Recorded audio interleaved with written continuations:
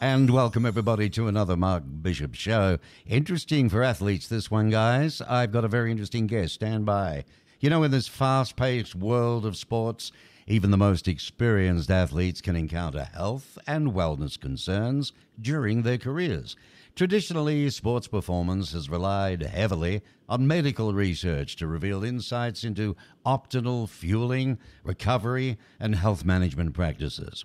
Well, Thorne is a science-driven health and wellness company that offers an integrated approach to health and wellness, contributing to advancing sports performance while developing best practices to take training and health goals to new heights.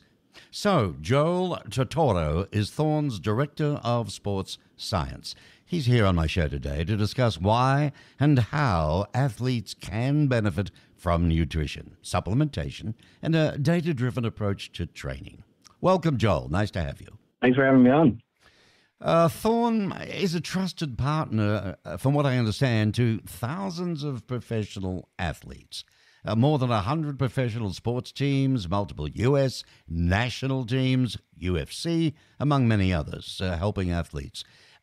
Peak performance is pretty important, isn't it? I mean, Thorne, they aren't small boys when it comes to this. Yeah, I think you're right, and you kind of hit the nail on the head in the intro there. It really is Thorne. You know, traditionally for the first 30 years of the company was a medical kind of supportive supplement company, and enough of us on the sports science side were like, hey, these are needs of athletes. You know, they may be fit, but they are humans. So taking that kind of science that we've built in the medical world and applying it to athletics is kind of one of the keys to longevity and performance in sport. Well, Joel, let me ask you this: as a sports, science, as it continues to evolve, discoveries and revelations from the world of athletics, they are informing new areas of research in clinical and rehabilitation settings. I mean, what is sports science? How has it become more and more data-driven, do you think? Yeah, it definitely has. And part of that is teams have built these high-performance teams. So I look at it from the nutrition side. We've got exercise physiologists, physical therapists, strength coaches, psychology, really everything that the body does, every limit we can potentially push it to, there needs to be an expert on the team. So, and as we work with each other, things start to become clear, and there's what we think. And now with the advent of, fitness trackers and sleep trackers and all these crazy amounts of science we have all these data points. It's on us to now figure out what that so what is. And is it, hey, what do we know from the disease population or from traditional medicine? But on the flip side, yeah, things we're seeing that athletes are making advantages in. You look at the cognition space, that's kind of driving, okay, this is what an athlete or a well-developed brain does. What implications can we have going back to the medical community on what we've learned? So it's really this kind of cyclical, who's making advancements and how does that apply to other populations? Mm. Well, for the average layman like myself, hearing this, I'm thinking, well, will a high jumper be able to do 10 more feet? And will a guy that can run, the 100 do it in a minute less? Where is it all going? You know what I mean? Yeah, I think it's exactly that, is what are the limits of the human body? And if you're not accounting for every potential advantage, through science and through what we know, that's the only way we'll start pushing those barriers of what's possible. And then, on the flip side, it's what are we learning from these extreme athletes that apply to our everyday? Like, I'm trying to beat my best 5K time. It's as personal to me, right? So how do we take those? Yeah, it's been a really interesting to see how the general population is getting into these fitness trackers and whatnot, and understanding themselves a little bit more and thinking, okay, I'm not a professional athlete. I don't have a whole team around me, but how can I inform myself to make some of those same decisions? Right. That's kind of where Thorne comes in. Well, be that educator. With what you're touching on then, what shifts have you seen in the traditional approaches in sports science? I mean, what are people focusing on? What are they asking for? Yeah, I would say the one that's crossed over the most is sleep tracking. So understanding really how important sleep is and how underslept we are as a population. So been a huge thing in sports for the last 10, 15 years. But as the advent of whether it's your iPhone or your iWatch, or people are getting an idea of their sleep quality and tying what they feel like to that. So understanding, is it, okay, do I need a supplement before bed that helps me kind of slide into sleep? Is it the way I change my activity? What are my behaviors? But that's been the biggest crossover. But it's really the idea that each person is an individual, and they have their own data sets, and understanding having access to what your body's actually doing instead of just relying on feel. And then that's, so what? Okay, I have all this data.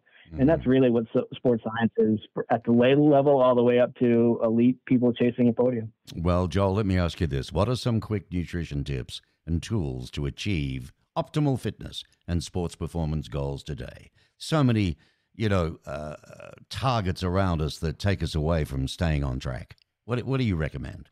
Yeah, I think whatever's going to make you consistent, right? So if you've got injury or illness, taking care of that. But for the average kind of population, I think a couple of things we see is, as a whole, we're largely underhydrated just day to day. And then the more activity you do, the more that becomes a need. So simple as just staying on top of your hydration and understanding, hey, if I'm sweating, I'm losing more than just water, and putting some electrolytes back in. But for anyone training, creatine's the most studied sports supplement out there. It's been studied for about 30 years, and it's just a source of energy for the muscles. So anytime you're using your muscles and asking them to do things, if the energy runs out, that's when you kind of hit the wall. So that's kind of a great kind of, if people were to think of what can apply to me, that's probably the most wide reaching. And then finally, as simple as it is, just getting enough protein. Protein's kind of the signal after you do some training to stop breaking down your muscle. If you ever have trained and you have that like annoying second day soreness, that's damage you did to the muscles that you didn't recover from. So getting about 20 grams of protein from food or supplementation after a workout just maximizes your recovery window. So those three things I think are great to kind of start and understand, okay, training doesn't have to be this hard, or I don't have to be this sore, or maybe I can get a little better time or a little stronger on my lifts. Simple ways to start. Well, mate, I'm only a weekend bloody golfer, and I come away with pains you wouldn't believe. Never mind athletic stuff and bodybuilding and lifting like you do. Which nutritional supplements do you recommend for supporting workouts and feeling better while you're doing it? Yeah, so again, comes back to creatine is kind of the easiest one. It provides some hydration to the muscle, some energy for the muscle, allows you to do a little bit more work. But for me, it's really probably the other thing would be, taking care of your sleep. And then for me, I'm a little bit older of an active person. I've got some inflammation, some joint support. So it's just supporting the body. So that's where I'll look at some supplementation. Kind of one of my big ones is magnesium. It's a mineral that's involved in muscle health and a lot of different things in the body, but it's dropped out of our food supply. So it's a one we might not get enough in our nutrient in our diets. And then curcumin, which is part of the turmeric plant, has some really good properties in it to support inflammation. Because I think, like you on the golf course, so many of us just assume discomfort and pain has to be part of sports, and it really doesn't. And that's where I always focus on. Let's treat the human and human performance. All right. Now, look, Thorne is at www.thorne, THORNE.com, thorne.com, folks. You can read and learn a heck of a lot more. But in closing our last minute or so, what is, in a nutshell, Thorne's role in optimizing an athlete's peak performance? Yeah, so it's not only the individual supplements or the mix of ingredients we know may be lacking in the athletic population, but in a form that we know the body can absorb and that is tested. And in our sports products, we send them out to a product called NSF that certifies them to be guaranteed banned substance free.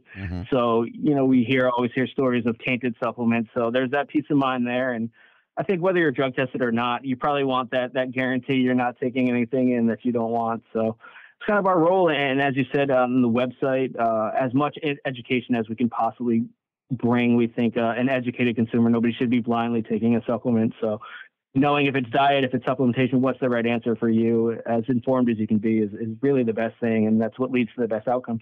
That's amazing. And that's good to hear too, mate, because safety is everything. And this day and age, trust is everything. So this NSS, what does that stand for, by the way? It doesn't actually stand for anything anymore.